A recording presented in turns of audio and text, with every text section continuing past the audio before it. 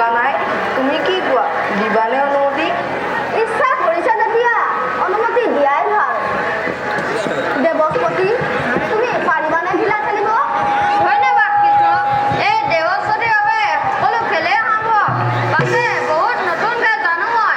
যদি কৰা ইচ্ছা এটা নতুন খেল খেলো আহা। নতুন খেল? কি খেল খেলিবা? এটা মই নতুন খেল খেলিলে তোমাৰ আকৌ আমাৰ ঘৰ পৰা যায়। জটিল খেল নহয় সকাগন। আমি ভেড়াৰখীয়া আৰু ভেড়াৰখীয়া আৰু ভেড়াচোৰ খেল? দেখোন বৰ সুন্দৰ। খেলিও নিশ্চয় লাগিব বৰ ভাল। পাছে সকাম কেনেদৰে খেলে এই খেল?